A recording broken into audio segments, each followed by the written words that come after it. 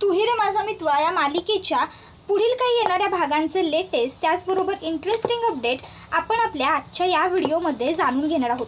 चला तर मग मित्रांनो, अजिबात वेळ वाया न घालवता सुरुवात करूया आपल्या आजच्या या व्हिडिओला। तर आता आपण पाहतो की इकडे ईश्वरी आणि अर्णव ह्या दोघांमध्ये फक्त भांडण हेच सुरू आहे।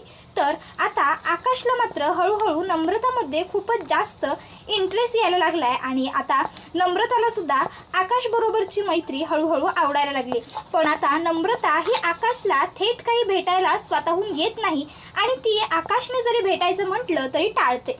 मग आता आकाश हा विचारात पडलेला असतो की आपण करायचं तरी काय। नम्रताला जर गाठायचं आहे तर मग मात्र मधला दुवा ही ईश्वरी वहिनी आणि अर्णव दादा हे दोघंच बनू शकतात। ईश्वरी वहिनी आणि अर्णव दादाला काहीही करून सतत मला तयार करावं लागेल कुठेतरी बाहेर जाण्यासाठी। मग जेव्हा ते दोघं जण आमच्याबरोबर बाहेर यायला तयार होतील तेव्हाच कुठेतरी जाऊन नम्रता सुद्धा येईल। आता नम्रता तर ईश्वरी वहिनीसाठी येईल तिथे, पण त्यावेळेस मला मात्र संधी साधता येईल आणि मला त्यावेळेस तिच्याबरोबर थोडाफार वेळ घालवायला मिळेल। मग आता काहीही करून मला नम्रताला ईश्वरी वहिनीबरोबर बाहेर जाण्यासाठी तयार करायचं आहे, पण त्या अगोदर मला ईश्वरी वहिनी आणि अर्णव दादा या दोघांना तयार करायचं आहे बाहेर जाण्यासाठी। ज्यावेळेस ते दोघं एकमेकाबरोबर बाहेर जायला तयार होतील त्याच वेळेस तर मी आता नम्रताला कन्व्हिन्स करू शकतो बाहेर येण्यासाठी। काय करू हा खूप मोठा प्रश्न आकाशला पडलेला असतो। मग आता आकाशला सुचते ती म्हणजे एक भन्नाट आयडिया। आता आकाश यासाठी अंजलीची थोडीशी मदत घ्यायचं ठरवतो।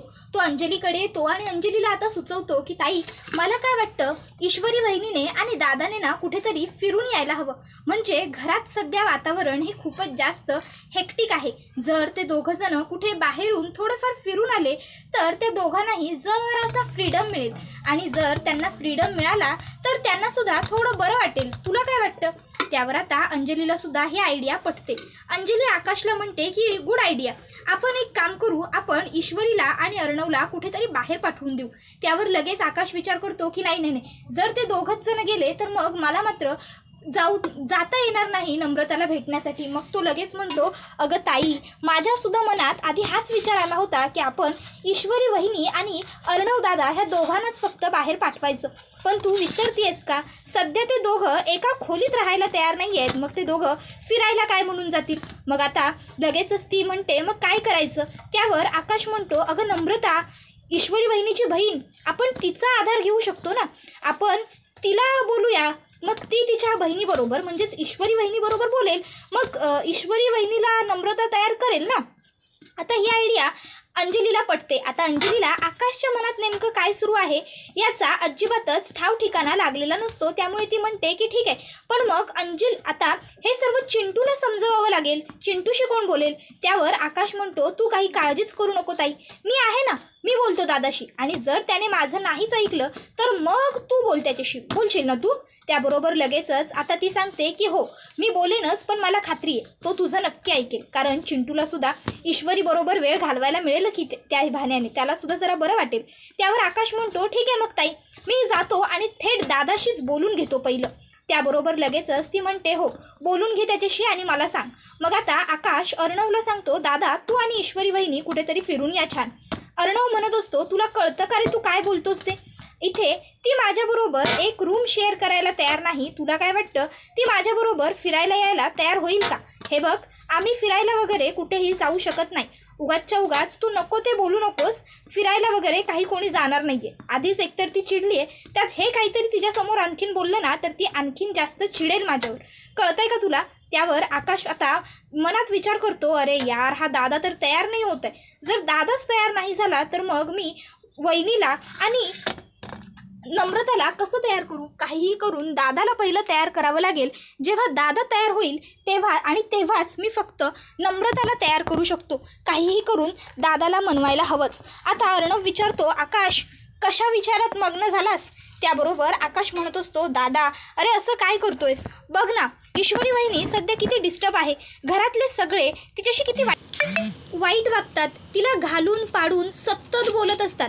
आजी आणि मम्मा ह्या दोघींनी तर स्पेशली तिला त्रास देण्यासाठी जणू काही म्हणजे स्पेशल एफर्ट्स घ्यायचेच ठरवलेत। बघतोस ना सारखं तिला किती टोमणे वगैरे मारत असतात। असतात.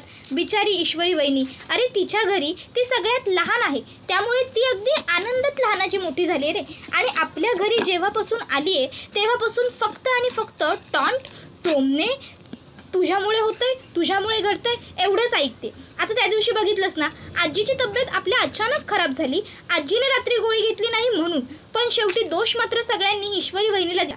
आता आजी गोळी खायला विसरली, यामध्ये वहिनीचा काय दोष होता? पण तरीही ती बिचारी वर मान करून कोणाला एक शब्दसुद्धा बोलली नाही रे.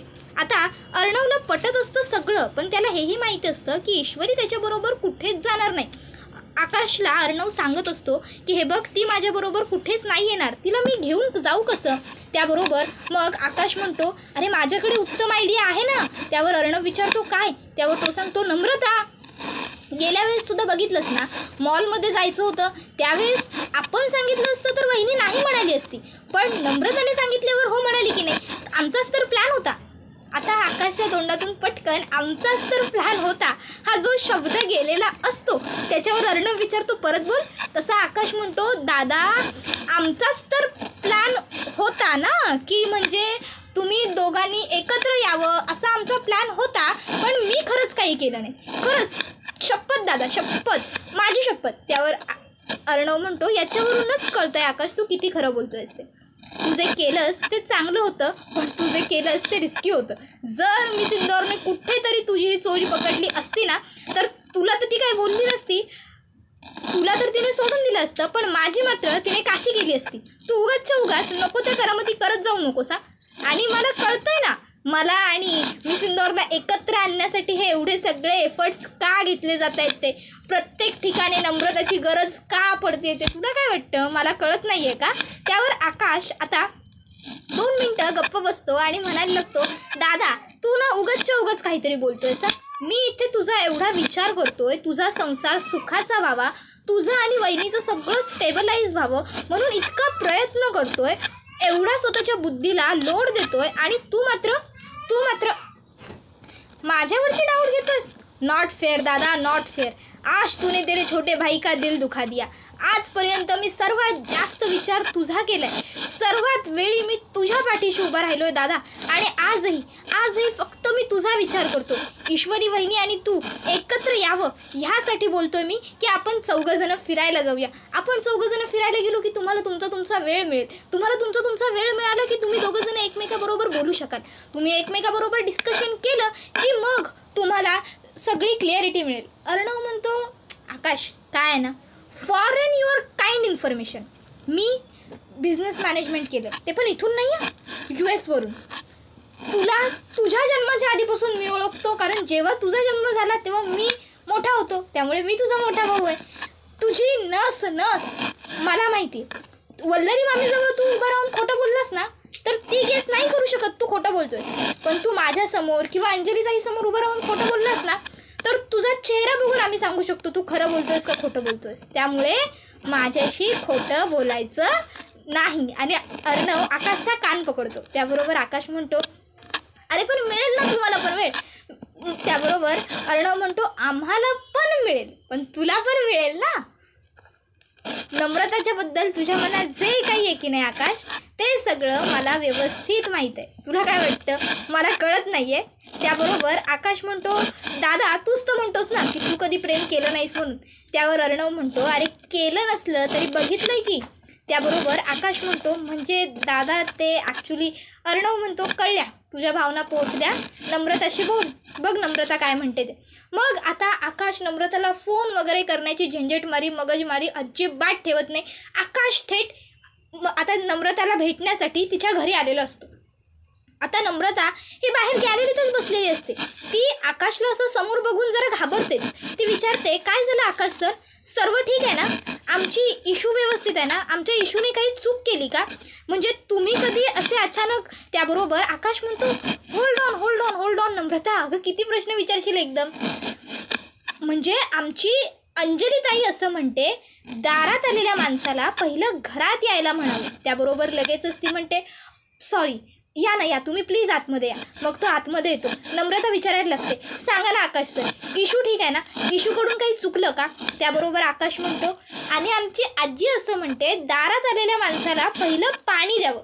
त्याबरोबर नम्रता म्हणते सॉरी आकाश सर, तुम्ही बसा ना, मी तुमच्यासाठी पाणी आणि कॉफी दोन्ही एकदम घेऊन येते. त्याबरोबर आता तो म्हणतो अगं बस, मला तुझ्याकडून पाणीही नको आहे आणि कॉफीही नको आहे. ॲक्च्युली एक गोष्ट वेगळीच आहे जी मला तुझ्याकडून मला त्याच्यात मदत हवी आहे, म्हणून मी इथे आलो. नम्रता म्हणते माझी मदत? हे भगवान, काय मदत हवी आहे तुम्हाला आकाश सर? त्यावर आकाश म्हणतो हे भगवान काय होतं? त्याबरोबर ती सांगत असते की ते काय ना, तुम्हाला माझी मदत हवी असणार इशूच्या आणि अर्णव सरांच्या बाबतीत, आणि त्या दोघांच्या बाबतीत मदत हवी आहे म्हणजे नक्कीच पुन्हा त्या दोघांमध्ये भांडण झालं असणार, बरोबर ना? त्याबरोबर आकाश म्हणतो नाही गं, तुला काय वाटतं माझा दादा काय फक्त भांडणं करत असतो का सारखी? असं काहीही झालेलं नाही आहे. ॲक्च्युली माझा असा प्लॅन आहे की त्या दोघांना कुठेतरी फिरायला पाठवून द्यायचं. त्यावरती म्हणते अहो मग हे तर बढिया आहे ना, पाठवा ना मस्तपैकी. मी काय म्हणते, तुम्ही ना त्यांना कुठेतरी देवदर्शन वगैरे होईल अशा ठिकाणी पाठवा, म्हणजे ना त्या दोघांना मस्त एकत्र वेळही थोडा घालवता येईल. अगं म्हणजे थोडक्यात काय, त्यांच्यामध्ये ज्या काही मिसअंडरस्टँडिंग वगैरे आहेत ते सगळं सुद्धा दूर होईल. तुला काय वाटतं नम्रता, मिळायला हवा ना त्यांना एकत्र वेळ? त्यावर नम्रता म्हणते हा मिळायला हवा ना, मग तुम्ही पाठवून द्या ना त्यांना कुठेतरी छान ठिकाणी. मी काय म्हणते, आमच्या इशूला ना थंड हवेची ठिकाणं आवडतात, तिकडे पाठवा त्यांना कुठेतरी. त्यावर आता आकाश म्हणतो अगं नाही, ॲक्च्युली काय आहे ना, ते जायला तयार झाले पाहिजे ना. अगं एका खोलीत राहत नाही, ते दोघंजण एकत्र फिरायला जातील असं वाटतंय का तुला? त्यावर नम्रता म्हणते हाव, मी एक काम करते, मी ना इशू बरोबर बोलून घेते, मग इशू ऐकेल. त्याबरोबर आकाश म्हणतो अगं नाही, तू ईश्वरी वहिनीबरोबर बोलण्यापेक्षा आपण चौघं जाऊया ना, म्हणजे कसं कंपनी होईल त्यांना. त्याबरोबर आता ती विचारते अहो नवरा बायको जात आहेत, ते त्यांना कंपनीची काय गरज आहे, ते दोघंच होतील की एकमेकाची कंपनी. आकाश म्हणत असतो तुझ्या कळत कसं नाही आहे हिला. त्याबरोबर नम्रता म्हणते तुम्ही काही म्हणालात का आकाश सर? त्यावर आकाश म्हणतो अगं मी हेच म्हणतोय की आपण म्हणजे ते भांडणार नाहीत असं मला वाटतं, म्हणून म्हणतो आपण दोघंही जाऊया त्यांच्याबरोबर. आपण दोघं गेलो की ते भांडणार नाही. त्याबरोबर मग ती म्हणते असं म्हणताय तर मग ठीक आहे, मी एक काम करते, मी ना आईबरोबर बोलून घेते, आईबरोबर बोलले की मग मला कळेल काय करायचं ते. त्यावर आकाश म्हणतो एक काम कर ना, तू आईबरोबर माझ्यासमोर बोल, म्हणजे आई तुला नाही म्हणणार नाही. त्यावर ती म्हणते नाही नको, मी आईबरोबर बोलेन नंतर, तुमच्या समोर बोलले तर उगाच ती माझ्यावर नंतर ना रागवेल, मी बोलेन तिच्याशी नंतर आणि मग सांगेन तुम्हाला. त्यावर तो म्हणतो बरं ठीक आहे, मग आता मी येतो आणि मी नम्रता नक्की समजतोय हां. त्याबरोबर नम्रता म्हणते हाव.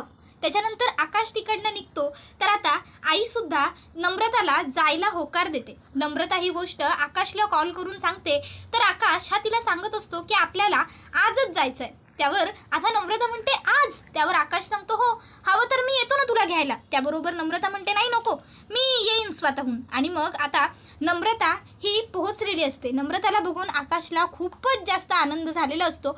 आकाशला असं झालेलं असतं की येस, फायनली मला जे हवं आहे ते मिळालं. त्याबरोबर नम्रता आकाशला विचारते आकाश सर अहो पण उत्सव मूर्ती कुठे आहेत आपल्या? त्याबरोबर आकाश विचारतो उत्सव मूर्ती? त्यावर ती म्हणते अहो म्हणजे अर्णव सर आणि इशू त्यांच्यासाठी चाललोय ना आपण, मग ते दोघं हवेत की? त्यावर तो म्हणत असतो की हो मी दादाबरोबर बोललोय, ते दोघं सुद्धा थोड्या वेळात खाली येतील. त्यावर ती म्हणत असते म्हणजे कन्फर्म नाही आहे का ते दोघं जण येतीलच असं? त्याबरोबर आकाश म्हणतो अगं येतीलच गं, पण म्हणून तरी पण मी तुला असं सांगितलं येतील, तू काही काळजी करू नकोस, ते दोघं सुद्धा येतील आणि ते दोघं येतीलच, म्हणूनच तर आपण चाललोय ना, काळजी नको करू. देवा आता वहिनीने काही नाही म्हणायला नको, जर वहिनी नाही म्हणाली तर मग मात्र माझा सगळा प्लॅन फसला आणि मग मला नम्रताबरोबर अजिबात वेळ घालवता येणार नाही. त्याबरोबर नम्रता म्हणत असते आकाश सर कुठल्या विचारात मग्न झालाय, जातोय ना आपण, मग बघा ना अर्णव सरांना पुन्हा कॉल करा, विचारा त्यांना ते कुठे आहेत ते. त्याबरोबर आकाश सांगतो की हो मी बघतो ना, दादा येतच असेल. आणि मग आता लगेचच आकाश हा अर्णवला कॉल करून विचारतो दादा कुठे आहेस तू, येतोयस ना, या लवकर खाली निघायचं आहे आपल्याला. नम्रतासुद्धा आली आहे. त्याबरोबर अर्णवसुद्धा विचारतो आपण आज बाहेर जातोय? त्यावर आकाश सांगतो हो ॲब्सोल्युटली आपण आजच बाहेर जातोय. त्याबरोबर आता लगेचच अर्णवला खरं तर ही आयडिया अजिबात आवडलेली नसते, त्याचे कामं वगैरे सगळी पेंडिंगवरती राहिलेली असतात. पण आता नम्रतासुद्धा आलेली असते आणि नम्रतासमोर अर्णवला आकाशला अजिबात ओरडायचं नसतं. त्यामुळे तो म्हणतो ठीक आहे येतोय आम्ही खाली, नंतर बघतो तुझ्याकडे. त्याबरोबर आकाश म्हणतो बघ बघ चालेल चालेल निवांत बघ, पण आधी या हां. आणि मग आता तो फोन कट करतो. इशू त्याच्याबरोबर जायला तयार नसते. अर्णव सांगतो नम्रता खाली आली आहे म्हणून बोलवतो. त्याबरोबर ईश्वरी म्हणते काय ताई आली आहे. मग आता इशू आणि अर्णव दोघंही खाली आलेले असतात. ते दोघं खाली आल्याबरोबर आता लगेचच इथे आकाश हा सांगत असतो की आजी ताई आम्ही फिरायला जातोय. तर आता लगेचच वल्लरी म्हणते तुझी जायची काय गरज आहे. नाही, या दोघांचं नवीन लग्न झालंय, या दोघांनी फिरायला जाणं ठीक आहे, ते दोघं जाऊच शकतात. आणि ही हिची बहीण, हिला तर फुकट मिळेल तिथे जायची सवयच असेल, हिने कधी बघितलंच नसेल ना हॉटेल रेस्टॉरंट, म्हणून ती जाऊ शकते. पण तुझं काय, तू कशाला जातोयस. त्याबरोबर अर्णव मामीला लगेचच म्हणतो मामी प्लीज प्रत्येक वेळेस नम्रताला घालून पाडून बोललंच पाहिजे का उगाचच्या उगाच तू सारखं तिला बोलत असतेस. ती बिचारी कधी तुला एक अक्षरही बोलत नाही, मग तूच का तिच्या पाठी पडत असतेस. आणि राहिला प्रश्न आकाशचा, तर आकाशला मी माझ्याबरोबर घेऊन चाललो. त्याबरोबर मामी म्हणते अरे अर्णव पण. त्यावर अर्णव म्हणतो मामी प्लीज आता तुझा माझ्यावरही विश्वास राहिलेला नाही आहे का, मी सुद्धा आकाशला कुठं घेऊन जाऊ शकत नाही का. त्याबरोबर मग मात्र आता मामी गप्प बसते. तर अर्णव लगेचच आता आकाशला म्हणतो आकाश चल लवकर तू पुढे हो, मी मागून गाडीच्या किल्ल्या घेऊन आलोच. त्याबरोबर लगेचच आकाश म्हणतो हो दादा. मग आता अर्णव हा आकाशला नजरेने खुणावतो मी इथे उभा आहे तोपर्यंतच तू बाहेर जा, तू इथे थांबू नकोस. मग आता आकाश हा लगेचच तिकडनं बाहेर जातो. त्याबरोबर लगेच आता इथे अर्णव हा अंजलीला म्हणत असतो ताई मी येतो जाऊन, तू आजीची काळजी घे, आजीला जमलं तर जरा समजाव आणि तिला सांग आता बिसिंदोर बायको आहे माझी. त्याबरोबर आपण दुसरीकडे पाहतो की वल्लरी मामीला मात्र आकाशच्या आणि नम्रताच्या एकत्र असण्याचा खूपच मोठा प्रॉब्लेम असतो. कारण नम्रताला अजिबातच मामी बघत नसते चांगल्या नजरेने. तिला वाटत असतं की ईश्वरीने जशी संधी साधली नम्रतासुद्धा तशीच संधी साधणार आणि ही माझ्या सरळ साध्या आकाशला फसवणार, आकाशलाही हिच्या जाळ्यात ओढणार आणि काहीही झालं तरी मी माझ्या मुलाचं लग्न ह्या अशा भिकारड्या मुलीबरोबर होऊ देणार नाही. अर्णवने जे केलं ती त्याची स्वतःची इच्छा होती, ती त्याची मर्जी होती, पण माझा आकाश माझ्या मर्जीबाहेर आणि शब्दाबाहेर जाता कामा नये. आकाशची बायको मीच पसंत करणार. आकाशची बायको दिसायला सुंदर, देखणी आणि श्रीमंतच असली पाहिजे. ती ह्या घराला आणि महत्त्वाचं म्हणजे आमच्या स्टेटसला शोभेल अशीच व्हायला पाहिजे. आता मामी हे सगळे विचार एकटी स्वतःच्या मनातल्या मनात करत असते, पण ती विचार करते की जर हे सगळं मला व्हायचं असेल तर काहीही झालं तरी आकाशने आणि तिने एकत्र येता कामा नये. मग जर त्या दोघांना एकत्र येऊ द्यायचं नसेल तर लवकरात लवकर मला आकाशचं लग्न लावून द्यावं लागेल, काहीतरी बघावंच लागेल. मग आता वल्लरी मामी काय करते, थेट आकाश हा घरातून बाहेर निघून गेल्याबरोबर आकाशसाठी मुली बघायला सुरुवात करते. आता ती हे जे काही काम करत असते ते अगदी सिक्रेटली करत असते, त्यामुळे घरातल्या कोणालाच याबद्दल काहीच माहिती नसते. वल्लरी मामी ही आकाशसाठी मुलगी बघायला सुरुवात करते आणि ती मुली तिच्याच मैत्रिणींच्या मुलींपासून बघत असते, म्हणजे जेणेकरून त्या मुली तिचं सर्व ऐकतील, अगदी ती म्हणेल तसं करतील आणि तिच्या तालावर नाचतील. अशा थोडक्यात मुली ती शोधत असते तिच्या मुलासाठी आणि तिला अगदी तशा मुली मिळत सुद्धा असतात. कारण वल्लरी म्हणजे शॉपिंग आलं, वल्लरी म्हणजे पार्टी आलं, वल्लरी म्हणजे टाईमपास आलं आणि वल्लरीला तिच्या मैत्रिणीसुद्धा अगदी तशाच असतात आणि तिच्या त्या तशाच मैत्रिणी तिला आता तशाच मुली सुचवत असतात. तर आता इथे इशू आणि नम्रता ह्या दोघींनाही प्रश्न पडलेला असतो की नक्की आपण चाललोय तरी चाललोय कुठे. कारण आता लगेचच नम्रता ही आकाशला विचारत असते की आकाश सर आपण कुठे चाललोय. त्यावर आकाश म्हणत असतो ॲक्च्युली नम्रता फिरायला जायचा प्लॅन माझा होता, पण फिरायला कुठे जायचं हा प्लॅन मात्र दादा करणार होता, त्यामुळे मला काही माहीत नाही आहे. त्यावर ईश्वरी म्हणते मी सांगते ते कुठे फिरायला घेऊन जाऊ शकतात. ते अशा एखाद्या ठिकाणी घेऊन जातील जिथे त्यांना शो ऑफ करता येईल की ते किती अमीर आहेत, त्यांच्याकडे किती पैसा आहे, कुठे कुठे फिरायला जाऊ शकतो अशा ठिकाणीच ते फिरायला घेऊन जाणार, एखाद्या मोठ्या हॉटेलमध्ये, एखाद्या मोठ्या रेस्टॉरंटमध्ये. त्याबरोबर लगेचच नम्रता म्हणत असते इशू तू पुन्हा सुरू का झालीस. अगं प्रत्येकाची आवड, प्रत्येकाची निवड वेगवेगळी असते ना. जर त्यांना मॉलमध्ये फिरायला आवडत असेल, मोठमोठ्या ठिकाणी फिरायला आवडत असेल तर ती त्यांची चॉईस आहे, ती त्यांची मर्जी आहे, तू त्याच्यावर त्यांना जज नाही करू शकत. त्यावर इशू म्हणत असते नमुताई तुझं ना आता खूप होतं आहे, प्रत्येक वेळेस तू अर्णव सरांची बाजू जी काही घ्यायची ठरवली आहेस ना ते खूप चुकीची आहे, ते तू बंद कर पहिल्यांदी. त्याबरोबर आता नम्रता म्हणत असते, इशू हे बघ आता मला त्यांची बाजू घेणं आहे. आता त्यांनी माझ्या बहिणीबरोबर लग्न केलं आहे, कळतं आहे तुला. त्याबरोबर इशू म्हणत असते, अगं हो लग्न केलं आहे म्हणजे काही खरेदी नाही केलेलं, उलट तू माझी बाजू घ्यायला हवीस, तू प्रत्येक वेळेस त्यांची बाजू घेऊन मला कसली गं बोलत असतेस. त्यावर इशूला नमुताई म्हणत असते, इशू अगं तुला कसं कळत नाही, आता त्यांची बाजू घेतली काय तुझी बाजू घेतली काय, एकच तर आहे. आता खरं तर मुद्दामून नम्रता इशूला छळत असते. त्याबरोबर आकाश म्हणतो, बरं इनफ डिस्कशन, तुम्ही दोघीजणी आता जर बोलत राहिलात ना तर मला वाटतं की तुम्ही दोघे आता भांडाल. ईश्वरी वहिनी इट्स ओके, दादाने जर ठिकाण ठरवलं आहे तर बघूया ना आपण दादाने नेमकं काय ठरवलं आहे. आणि मी आणि दादा आता कितीतरी वर्ष झाले एकत्र फिरायला कुठे गेलेलोच नाही आहोत, तर कदाचित दादाने जर ठिकाण ठरवलं आहे ते कुठलं तरी चांगलं ठिकाण असेल, आपण एकत्र तिथे फिरायला जाऊया, मे बी तिथे आणखीन जास्त मजा येईल. त्यावर नमुताई म्हणते, हाव मलासुद्धा आकाश सरांचं म्हणणं पटतंय. इशू तुला ना सवयच झाली अर्णव सरांनी केलेल्या कुठल्याही गोष्टीवरती पटकीने टीका करायची, उगाच नको बोलत जाऊ बरं सारखं त्यांना वाईट. इतक्यात अर्णव तिकडे येतो. तर आता अर्णव म्हणतो की चला निघूया, जायचं आहे आपल्याला पुढे आता. आणि मग आता अर्णव आता याच्या पुढे मी ड्राईव्ह करतो असं आकाशला म्हणतो. त्यावर आता नम्रता अगदी एक्साइटली अर्णवला विचारते, जिजू पण नेमकं आपण जातोय तरी कुठे, म्हणजे आम्हाला तिघांनाही माहीत नाही आहे. त्यावर अर्णव म्हणतो, हॅव सम पेशन्स नम्रता, आपण जिथे जातो आहे तिकडे गेल्याच्यानंतर तुला नक्की ती जागा आवडेल याची मला खात्री आहे, ओके. त्याबरोबर नम्रता म्हणते, हो आता तर माझी एक्साइटमेंट आणखीन वाढली, निघूया आपण. आणि मग आता आकाश, ईश्वरी, नम्रता, अर्णव सगळेजणं पुन्हा एकदा जायला निघालेले असतात. आता ते येऊन पोहोचलेले असतात एका खूप मोठ्या ग्राउंडजवळ. आता इशू म्हणते, इथे कशाला थांबलो आहे. त्यावर आता अर्णव म्हणतो, खाली तर उतर. मग ईश्वरी आता खाली उतरते. तर आकाश सांगत असतो, हे दादा ज्या अनाथ आश्रमात नेहमी पैसे डोनेट करतो ते अनाथ आश्रम आहे. त्यावर इशू म्हणते, इथे अनाथ आश्रम कुठे. त्यावर अर्णव म्हणतो, हे ग्राउंड आहे अनाथ आश्रमाचं, अनाथ आश्रम पुढच्या बाजूला. आणि मग आता अर्णव, ईश्वरी, आकाश, नम्रता सगळेच जण अनाथ आश्रमात आलेले असतात. अर्णवला बघून सगळ्या मुलांना बरं वाटतं, कारण अर्णव जरी भरपूर वेळा तिथे येत नसला तरी त्याला जेव्हा थोडाफार वेळ असतो त्यावेळेस तो तिथे येत असतो, त्या मुलांबरोबर वेळ घालवत असतो. आता सगळ्याच मुलांना आणि तिथे असलेल्या ज्या काही कर्मचारी असतात त्यांना प्रश्न पडतो की ही नेमकी आहे तरी कोण. मग अर्णव म्हणतो, तुमच्या सगळ्यांची ओळख सांगतो, ही माझी बायको ईश्वरी आणि ही तिची बहीण नम्रता. आणि आकाशला तर तुम्ही सगळे ओळखताच. त्याबरोबर इशूला भेटून सगळी मुलं खूप खुश होतात, कारण अर्णव दादाची बायको आहे असं सगळ्यांना वाटतं. आता सगळेच जण ईश्वरीला अर्णवबद्दल चांगलं सांगत असतात.